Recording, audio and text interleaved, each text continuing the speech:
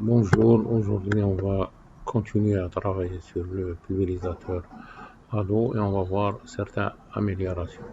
D'après une étude qu'on a fait sur le terrain, on a pu, euh, on a pu déceler beaucoup de problèmes pour l'utilisation du pulvérisateur à l'eau. Donc par exemple, pour utiliser le pulvérisateur à l'eau, la plupart des agriculteurs, presque 80% des utilisateurs utilisent le pulvérisateur à dos. 80%, je dis 80% des agriculteurs utilisent le pulvérisateur à dos. Donc la majorité, ils ont beaucoup de problèmes à l'utiliser. Donc par exemple, pour augmenter la largeur de travail, qu'est-ce qu'ils font? Ils font un balancement. Donc comme ça, voilà. Donc pour augmenter la largeur de travail. Mais avec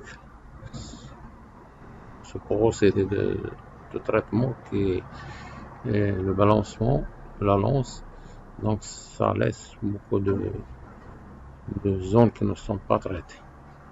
Donc on va voir ça.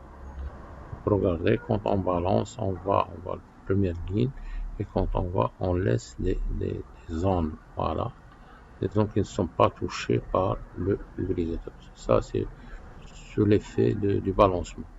Donc j'exagère, voilà. Mais on a fait une expérience sur le terrain avec les étudiants et on a pu déceler pas mal de zones. Quand on les a mesurées, on a trouvé presque, ça représente presque un quart d'hectare. Donc si on rate un quart d'hectare pendant un traitement, ça veut dire on n'a pas fait la dose exacte dont le constructeur nous a recommandé. Donc, quand on fait, par exemple, 1 litre, on nous recommande 1 litre par hectare et on le fait dans un hectare moins le quart, ça veut dire qu'on a surdosé. Donc, c'est pour cela qu'il faut éviter ce type de traitement, ou bien on peut le réaliser avec un balancement, mais il faut marcher très très lentement pour couvrir toute la surface à traiter. Donc, parmi les solutions, on doit utiliser une rampe, donc une rampe à 4 buses, donc qui est d'une largeur de 2 mètres et quelques. Donc, avec ce type de rampe, on peut ici adapter toutes les buses, parce que le pulvérisateur n'a qu'une seule buse qui est métallique et c'est une buse à turbulence. Donc, avec cette rampe, on peut adapter toutes les buses.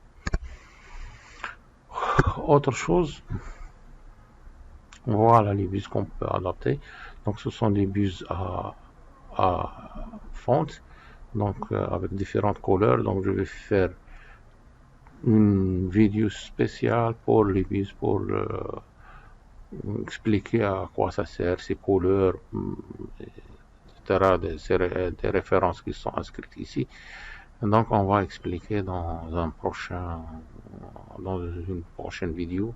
Ça, c'est donc on peut adapter des buses à miroir et des buses à turbulence à cette rampe.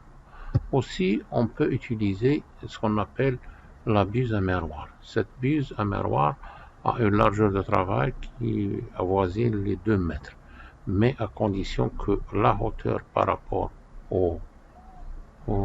à la cible ou bien à la culture doit être de 75 cm. Donc, pour avoir une bonne répartition. On l'utilise surtout pour les mauvaises herbes. Mais pour d'autres, on va voir comment on l'utilise. Regardez ici, sous l'effet de la pression, quand on a ici, quand on commence, donc on a une bonne pression, c'est-à-dire le G sort donc avec l'angle qui est prescrit ici, donc de 80 ou bien de 120 degrés, mais avec la fatigue, regardez, quand la pression diminue, le jet commence à devenir faible, ça veut dire qu'est-ce qu'on agit, on a une diminution du débit et une diminution de la largeur de travail. Regardez ici, la largeur elle est un peu élargie, ici commence à se rétrécir, et ainsi de suite jusqu'à être anéanti. Pardon. Donc pour résoudre ce problème de pression, on installe une valve donc à pression, donc celui-là, donc on l'installe entre la vanne et la lance. Donc on a donc sur le marché maintenant on peut les trouver. Donc quand la pression par exemple de 2 bars, quand la pression chute à 1 centième de bar, ça coupe. Donc et on garde, donc quand on installe ce type de valve, donc on garde toujours la même pression et le même débit et la même largeur. Il y a aussi d'autres valves dont de couleurs, donc 6 couleurs, indiquent que sont de pression différentes. Il y a 2 bars, 3 bars, 4 bars, 5 bars, donc en fonction de... Donc ces valvules, on les intercale entre la buse et la lance. Donc, regardez ici l'emplacement de ce type de valve. Donc il va maintenir la pression tout le temps exact. Donc une fois quand la pression chute, il coupe.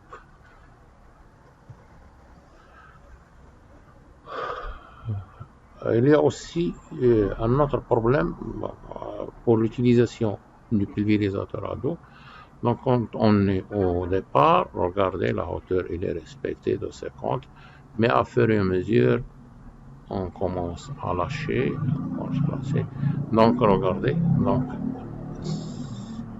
donc regardez ici la largeur de travail, elle est exacte, mais quand on abaisse la buse ou bien la lance, donc la largeur de travail diminue.